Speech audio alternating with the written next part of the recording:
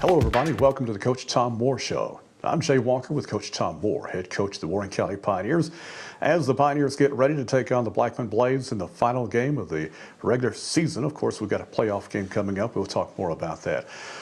Warren County goes to Siegel Friday night, Coach, and Siegel had no trouble with the Pioneers as they win at 45-7 to celebrate senior night over there, a big night for them. But there was one bright spot for the Pioneers in that game. It came late in the first half as our quarterback Isaiah Grayson connects with McCall Turner on a pass play that covered 80 yards and a touchdown. This is a pass that we run throughout the year. We have a guy in the flat, and a guy running the corner behind. We call it a whip route, and McCall's maybe the fastest kid we have, and has good hands and is able to make a play for us. And it really helps when you have somebody who can stretch the defense. And this wasn't thrown on time. I think Isaiah felt a little pressure, but he throws the corner out real well. And I don't know if we're ever going to catch a pass in this game. We dropped 3 or 4 at least, and he had thrown some nice balls. As we said before, it's not just the quarterback in the passing game. It's the receivers. It's the scheme. It's the guys, the running backs block, and everybody has to contribute for it to have a successful pass many times. But like Isaiah may have been a little bit off balance when he threw the ball. That's a good arm. Yeah, his arm's gotten stronger. It has, and we've talked before about how well he throws the ball on the run. This is a drop back pass for him, it's against some of these the teams in our region that have some really good athletes in the defensive line. We've taken some heat this year from the quarterback position, and either just having to block good athletes up front or guys blitzing on us.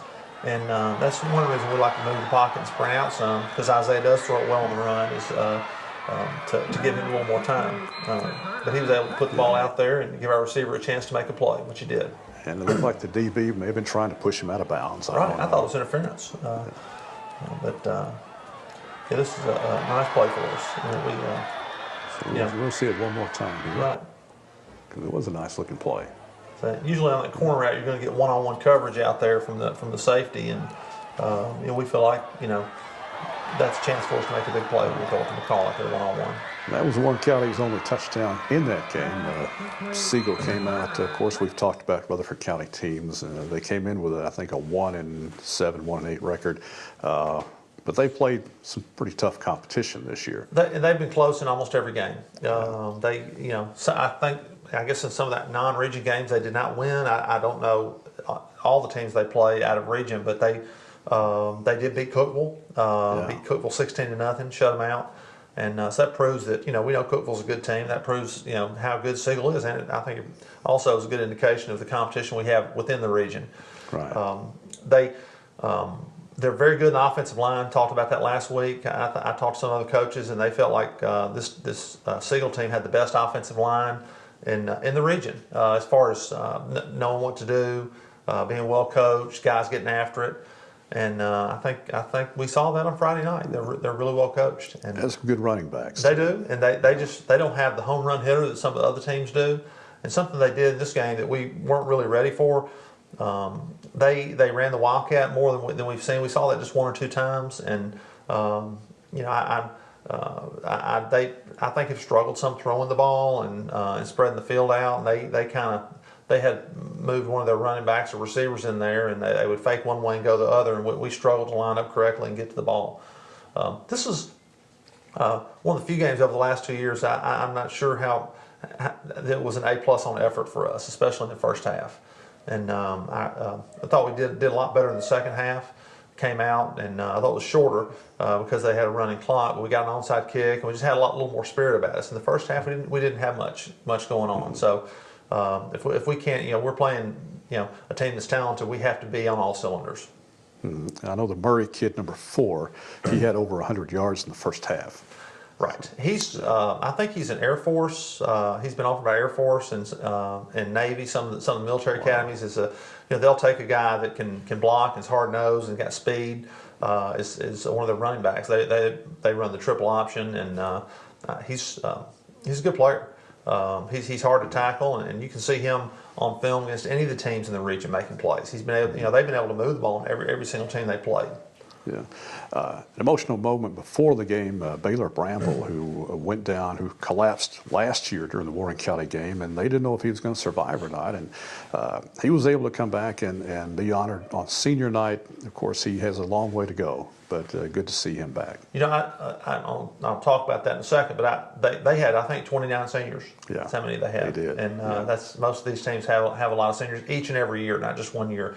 But yeah, we knew that was going on, and I was kind of at halftime. I was a little bit shell shocked. You know, I wasn't super happy about our performance.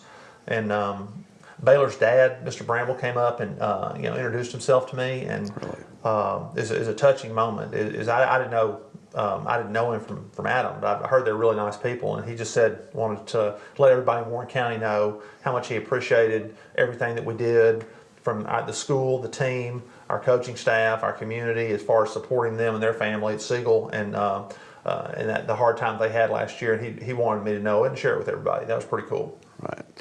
Well, we got another trip to Murfreesboro coming up Friday night. We go to Blackman, and it's going to be an even tougher task than this past Friday night.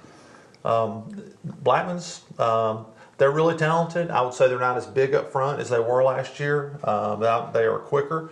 They have a great running back, Major Teague, and he was injured the first couple of games of the year, but he's come back in rare form. I know he's rushed up for over 300 yards in at least 2 games, and he's fast and big, and he wasn't good enough to start last year, so he was a linebacker, and he's a terrific player. They don't throw the ball. They don't seem to throw the ball as much as they did last year, but they're a very good running team and very quick on defense. All right, so hope everybody can make it out Friday night at Siegel. We can talk a little bit about the playoff coming up. Right. Looks like right now it's going to be Hardin Valley, Right. which is just west of Knoxville. Right, and Hardin Valley, I didn't know much about them, and I've called around a little bit and got they played in the same region with Science Hill and Maryville and Dobbins Bennett, and they're going to finish second up there this year, and I think they play Maryville this week, I believe, and and maybe they'll win. I don't know. They might not also against Maryville. They have a good team. I just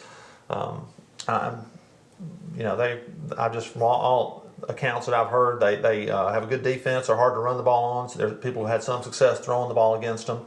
They have very balanced on offense. Have some good running backs and one receiver they like to go to. But so we'll once we get film on them, we'll start worrying about that. Right, another team that Warren County's never played before, Right. to my knowledge, but we might get to see them here in a couple of weeks. But Blackman's coming up first, and it's Friday night at Murfreesboro, 7 o'clock. We'll have the broadcast on 1230 WAKI. Coach, thanks a lot. We'll talk to you next week. Okay, thanks. For Coach Tom Moore, I'm Jay Walker. We'll see you next time.